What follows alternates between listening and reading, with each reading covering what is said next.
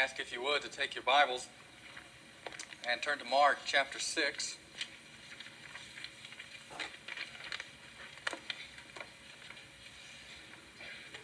Verse 30. I'd like to read to you a letter that I found. This is a letter from camp, and we're going to discuss this morning the only miracle that's mentioned in all four Gospels, so certainly an important miracle. But the miracle originates out of a desolate place, a place that seems to have no hope. And I thought this letter from camp was something that would be pretty characteristic of that. It says, "Dear Mom and Dad, we're having a great time here at Lake Typhoid. Scoutmaster Webb is making us all right to our parents in case you saw the flood on TV and worried. We are okay. Only one of our tents and 2 sleeping bags got washed away. Luckily, none of us got drowned because we were all up on the mountain looking for Chad when it happened. Oh yes, call Chad's mother and tell her he is okay, but he can't write because of the cast. We never would have found him in the dark if it hadn't been for the lightning. Scoutmaster Webb got mad at Chad for going on a hike alone without telling anyone. But Chad said he did tell him, but it was during the fire, so he probably didn't hear him. Do you know that if you put gas on a fire, it will explode? John is going to look weird until his hair grows back. We will be home on Saturday if Scoutmaster Webb gets the car fixed. It wasn't his fault about the wreck. The brakes worked okay when we left. A car that old, you have to expect something to break down. That's probably why he can't get insurance on it. He doesn't care if we get dirty, and if it's hot, sometimes he lets us ride on the tailgate. But Scoutmaster Webb is a neat guy. He's a good driver. In fact, he's teaching Terry how to drive. But he only lets him drive on the mountain roads where there isn't any traffic. This morning, all the guys were diving off the rocks and swimming out at the lake. Scoutmaster Webb wouldn't let me because I can't swim, and Chad was afraid he would sink because of the cast. So he let us canoe across the lake. Guess what? We've all passed our first aid merit badges. When Dave dove in the lake and cut his arm, we all got to see how a tourniquet works. Wade and I threw up, but Scoutmaster Webb said it was probably just food poisoning from the leftover chicken. I have to go now. We're going to town to mail our letters and buy bullets. Don't worry about anything. We are fine. P.S. How long has it been since I had a tetanus shot?"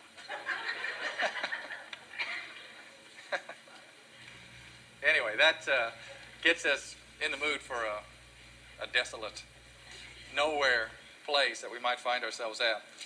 In Mark chapter 6, verse 30, as I read through this week, it reminded me of the Lord's Shepherd Psalm, Psalm 23, that we read earlier in the service. Because I see pairs all through that psalm that find a place in this account that Jesus did the miracle of feeding the crowd with the loaves and the fishes. I want you to think this morning, when you follow the Good Shepherd, you shall not want. There shall not be needs in your life that are left unmet. And here we find a great crowd of people that are out in the midst of nowhere. They have followed Jesus. They have ran after him. They have tried to keep up the pace. While he's heading across a lake, traveling 4 miles, they're running around the lake to try to meet him either where he said he was going to go or where they're able to watch just on the horizon the boat out there in the lake, and they're just keeping pace with it and making their way around that lake and trying to get there. Of course, by the time they get there, they're tired. They've picked up people along the way. Passover crowds were heading to Jerusalem, and so people would notice all this commotion heading in a direction, and they'd become a part of it. It kind of snowballed and snowballed as they went around the lake and went through city after city or past city after city in order to catch up to where Jesus and his disciples were landing at. This miracle demonstrates the creative ability of Christ, and his deity certainly are noticed by this. These people that followed him, they had great needs. And they were doing anything they could to keep pace with Jesus. The disciples had just come back from their time of going out to various areas 2 by 2. The disciples were probably as well known in a lot of places as Jesus was. And so crowds were noticing them. They were recognizing them, recognizing Jesus. And the crowds just got bigger and bigger and bigger. And the accounts that are given here are 5,000 men. That doesn't include all the women and the children that would also be there. With a crowd like this, with the Jewish customs, you'd have the men that would kind of separate themselves, especially as the teaching would go on and as organizations would go on.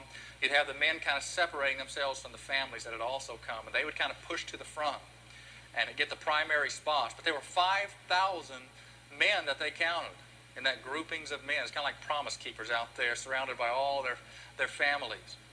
So you might have had up to, John MacArthur says, it maybe up to 20 to 25,000 people that came where Christ was.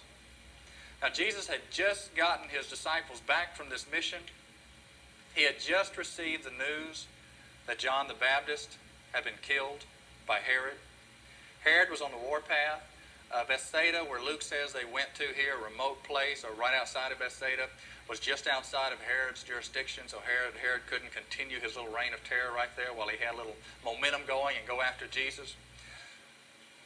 So all these reasons why he wanted to separate himself, to get aside from all the crowds. They got in the boat on the lake, but the crowds would not allow them to separate themselves from them. The crowds followed them all the way across the lake. They didn't have boats, but they just ran around the lake and followed them and gathered people as they went. Now I want you to think this morning about green pastures and quiet waters. That's the first thing, the first pair that we're going to bring up here.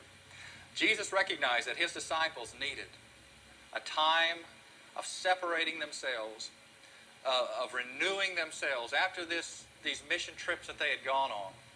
They needed to sit down, to quiet themselves, and to relax.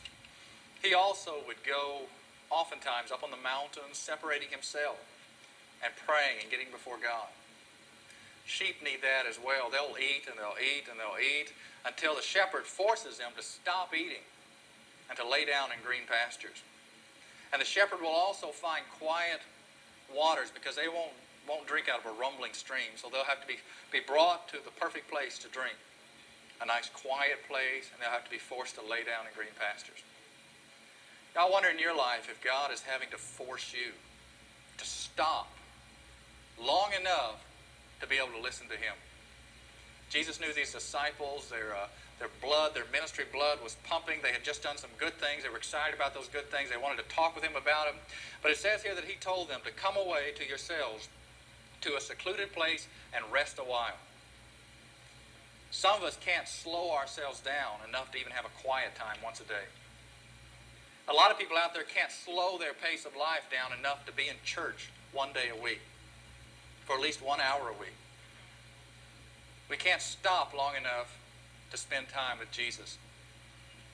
We can't find those green pastures and those still waters. Jesus knew that his disciples needed that. That's why it's so important that you learn to develop that devotional time in your life with Christ. Because you've got to have that time. You will burn yourselves out spiritually. You think you're making progress because things are happening in the world, while spiritually you're just falling apart inside. You're not growing any closer to Christ with each passing day because you've neglected all those things that would enhance that area of your life. Jesus recognized that we need green pastures and we need those still waters to come aside to in order to be quiet.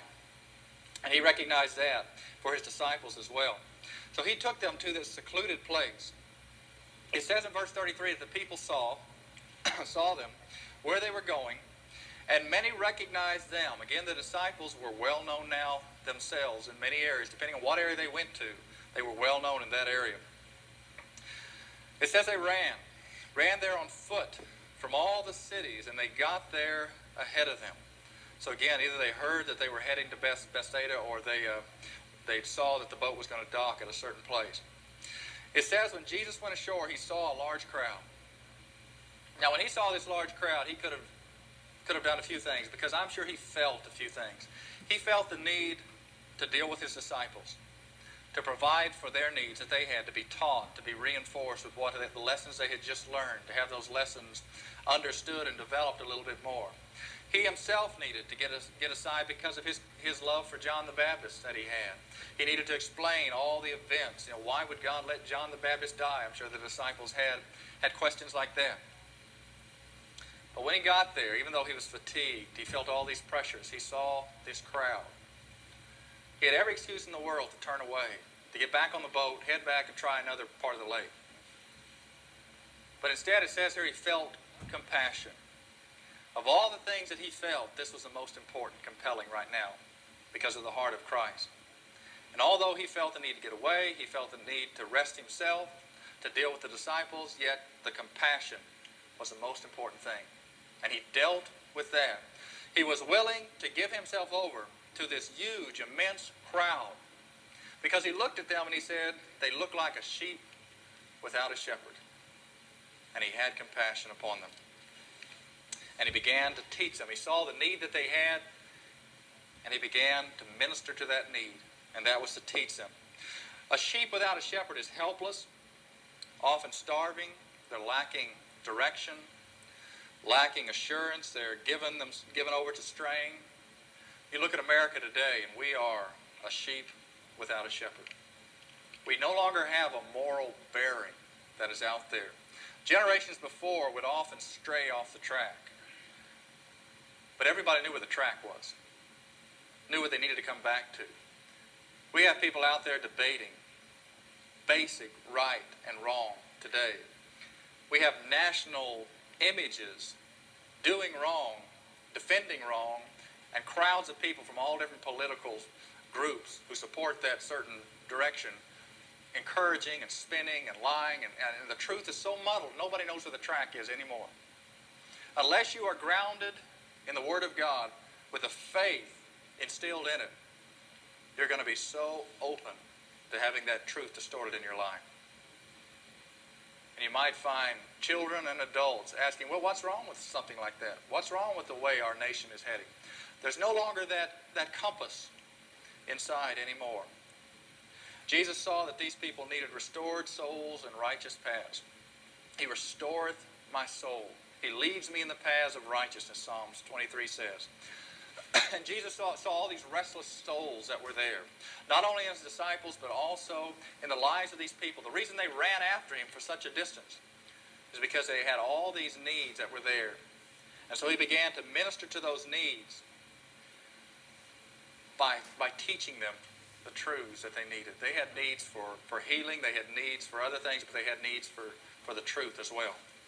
Cal Thomas said in his column that I read, I think it was on Friday, he talked about when Phil Donahue asked him, the problem with all you conservatives is that you have all these simple answers for complex questions. And his response back was, well, the problem with you liberals is that you've rejected the simple answers and now you got the complex problems. And that's our world today. They no longer accept the simple truths, the simple answers that will keep the complex problems from coming into our society like they have today. You look across our society today and we see things that never, ever would have been imagined to come upon the spectrum of society. And yet they are here because we rejected the basic answers that God, the designer, the one who created this world, has given to us to sustain a balance and a direction in society. And we've rejected those answers, and so we got all these complex difficulties building and building and building, becoming worse and worse in America today and across the world. Jesus restored their souls, and he directed them on righteous paths because he saw them as a sheep without a shepherd. A sheep without a shepherd. You may be today a sheep without a shepherd. There may be a disconnection between you and Christ that is so acute that every day is not a following of a shepherd. There's a memory of a shepherd. There's thoughts of a shepherd, but it's not a following his direction, existing in his comfort in all the troubled areas of your life. You need to come aside to Christ and have your soul restored and let him direct you on righteous paths again. A third thing to think of this morning is the valley with the shadow of death, and the evil thoughts that all come against us each and every day. Those things that don't seem to have an answer. You see, all the disciples, while all these crowds were there, Jesus has given himself over to teaching them and to healing them. And the disciples are seeing a problem here. And so as they notice this problem, they get their little committee meeting, their board of directors meeting going over there. They can see that the sun is getting a little more distant. It's getting around 3 o'clock, and the distance from here to cities, and these people come 8 miles, and to get back 8 miles, it's going to take this much time. And they recognize that Jesus is just preoccupied with all these events, and he's not really practical right now. So we need to have a meeting. We need to approach him and let him know what needs to be done. And so they come to Jesus. And they have an answer for all these crowds that he is ministering to. It says, while it was quite late, the disciples came to him and they said, this place is desolate, and it's already quite late. Send the people away that they may go to the surrounding villages and countryside and buy for themselves something to eat. Here's Jesus, the Jesus that they've seen do many miracles. There's no place in the world that is desolate when Jesus is there.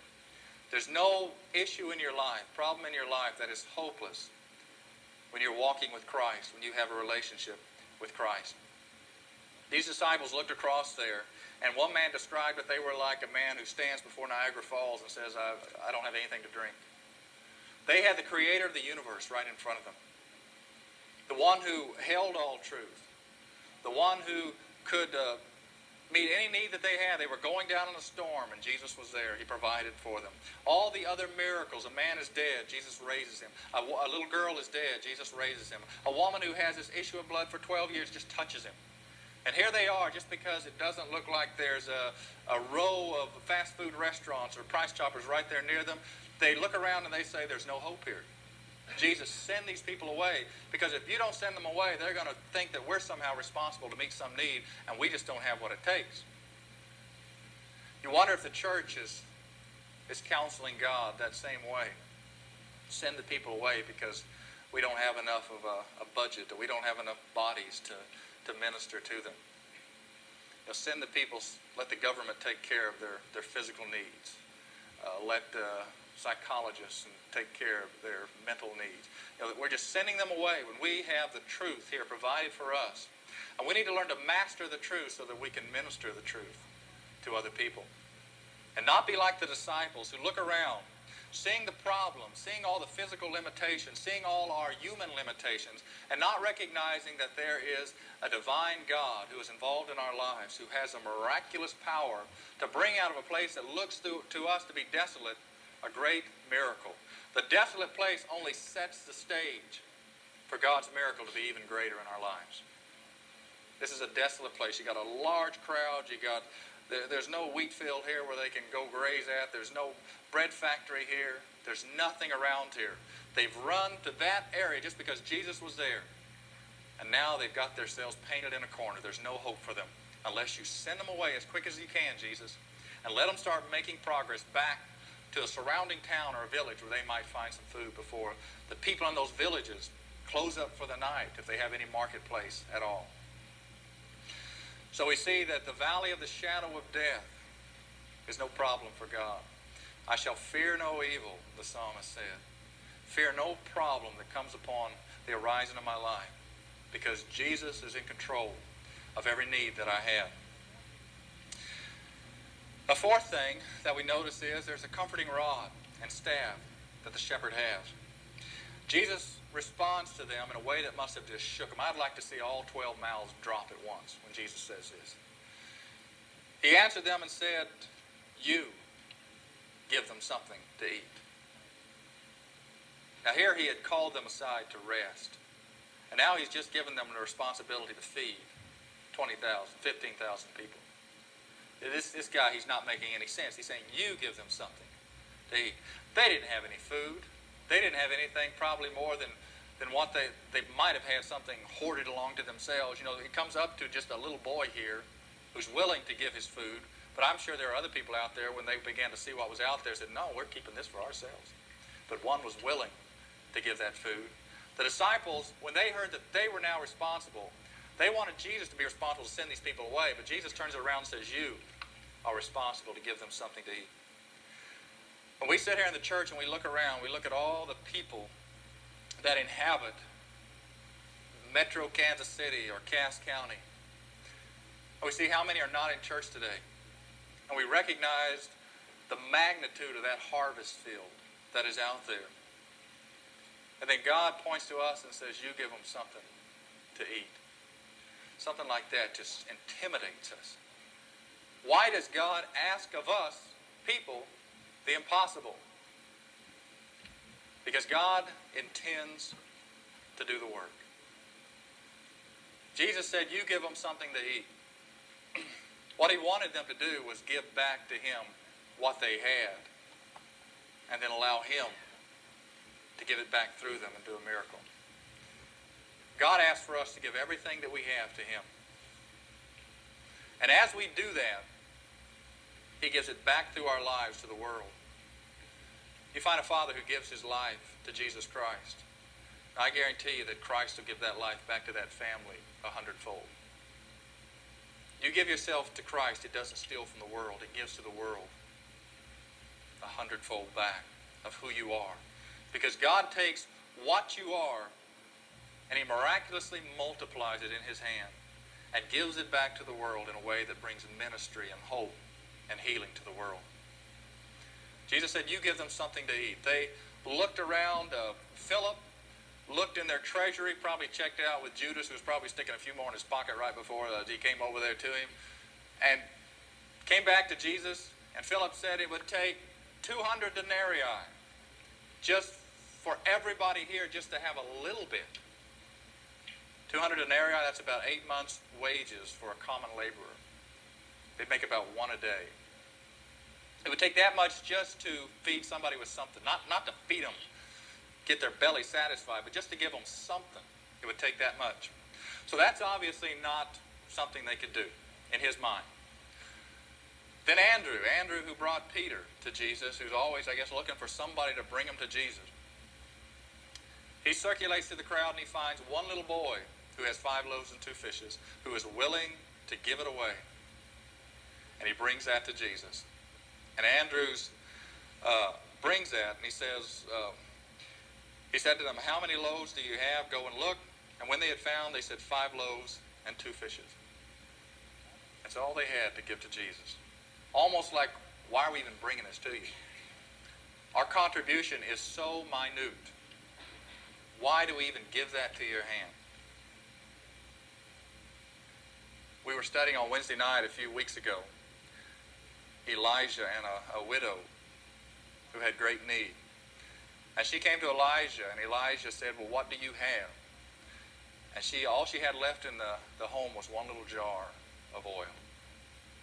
And Elijah told her to go to all her neighbors, gather in all their empty jars that they had, bring them into their house, take that one little jar that you had, and start pouring it into these bigger vats and jars that they brought. And the miracle of multiplication happened in that story as well. Whereas she poured out of her one jar into all these other jars in 2 Kings 4, it filled up every one of them. And she still had it left over. And she filled up every one until finally he said, keep bringing me. Or she told her son to keep bringing jars until he said, I don't have any more to bring you. And so the oil stopped multiplying at that point. And she sold the oil and she got need, because the creditors were about to take everything away after her husband had died. God is in the multiplication business. That's his part of math, multiplication, adding to the church while the devil wants to divide and subtract. God is always looking to multiply. What we have in life is based on what we've given to God. If you have something in your life, no matter how valuable the world may look at it and say it is, if you have not placed it in God's hand, it's valueless. But if you placed it in God's hand, no matter how small it is in comparison to somebody next door who's hoarding it for themselves, if you placed it in God's hand, the power of multiplication is immense. That's why we're told in Malachi that you bring the tithe into the storehouse and the windows of heaven will open up. Anything that goes into God's hands just has this multiplication process. You put your time into God's hands. You put your talents into God's hand. You give yourself over to serving in the church, placing your life in God's hand. God will just multiply who you are to the world. You'll be 10 times the person you could have been as God begins to reorganize everything about you as the one who created you and intended a purpose for you. He begins to fulfill that purpose as your obedience is given to Him. So we find a comforting rod and staff. The staff and the rod were to direct the sheep. And here He begins to direct them by giving them directions in order to meet the needs of the crowd. Well, they responded. It says that they brought this to Him. Then He commanded them to have all the people sit down. So He had them sit down in 50s and groups of 100 there. And they sat down in companies of hundreds and fifties. He took the 5 loaves and the 2 fish. He looked up toward heaven. He blessed the food. He broke the food. And then it says He kept giving to them. He didn't just hand them, here's 5 of these, about the size of a hamburger bun probably. But He just kept giving it to them. And this week I read some liberal ideas that are really funny. Evolution's funny to me, that's the best they can come up with. But these liberal ideas for this account are really funny. One man said that the little boy, when he came up and offered his lunch to Jesus, that really everybody else had food, but they were being selfish about it.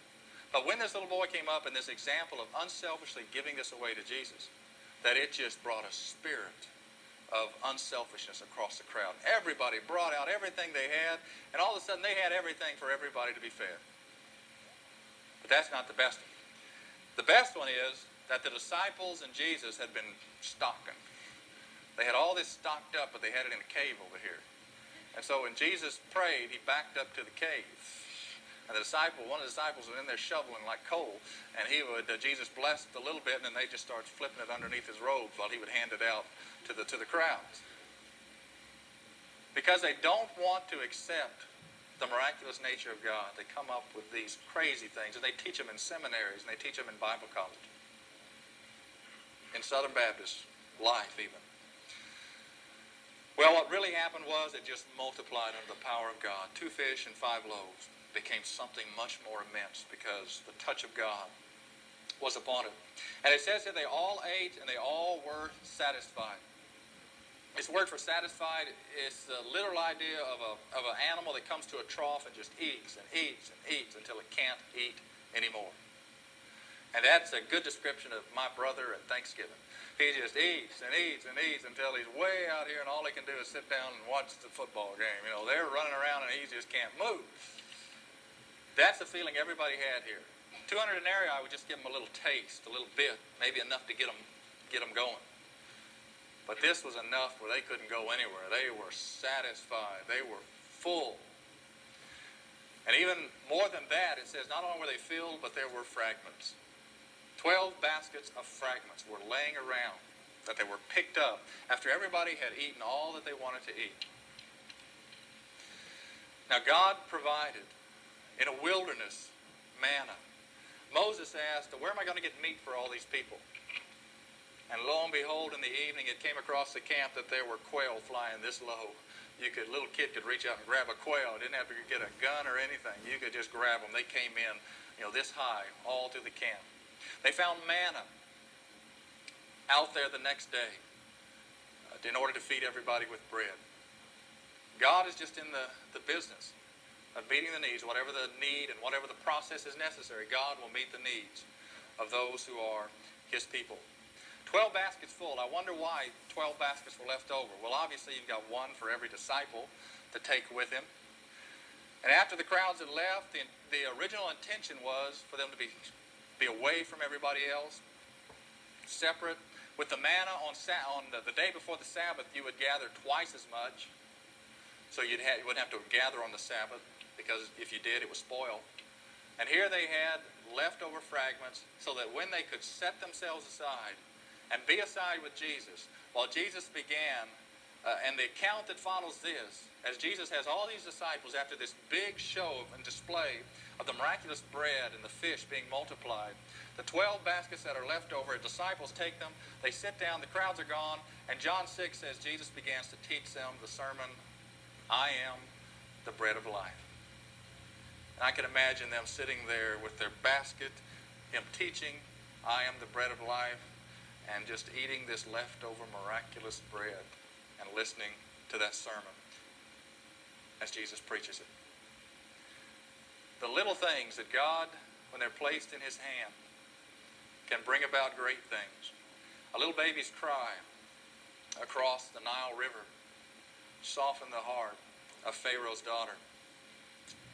A little slingshot in a teenager's hand brought down a great warrior of the Philistines. A little slave girl captured and taken to a ram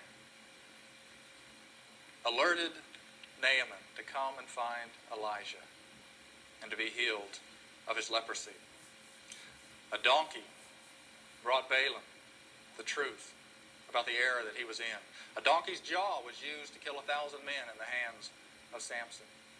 And this little lunch that was placed into the hands of Jesus by a little boy, it taught humility. This little boy taught humility to the disciples, selfish disciples, saying, send them away before this costs us something.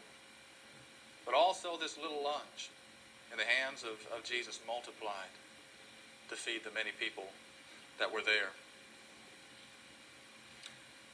In John it says, the people came to Jesus and they said, evermore give us this bread.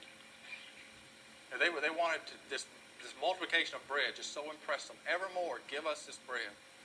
In John chapter 5 or 4, I believe, where the woman at the well, give us this water. Jesus said this water will be a well springing up inside you. Jesus said, I am the bread of life. Evermore give us this bread. The Great Commission says, lo, I am with you always. This bread is available to each one of us through the person of Jesus Christ. And Jesus Christ, just a small moment in the history of our time, can multiply into a lifetime of the power of Christ, the abundant life, living and filling through us, filling us satisfied and full. Every one of us has that option. That option is ours to exercise. If we will be willing to humbly, like this little boy, bring everything about us to Christ, determine what we have, bring it to Jesus Christ, and then obey him as we become the distributors, not the manufacturers, but we are the distributors. We are the branches on the vine. And we simply will begin to hold the fruit that he begins to multiply to our lives because we made a moment of surrender, of giving everything to him. This little boy didn't say, well, I'll give you 1 fish and 3 loaves, and I'll keep these others for me. He gave it all to Christ, holding nothing back. And that's the opportunity each one of us have this morning. Would you bow with me?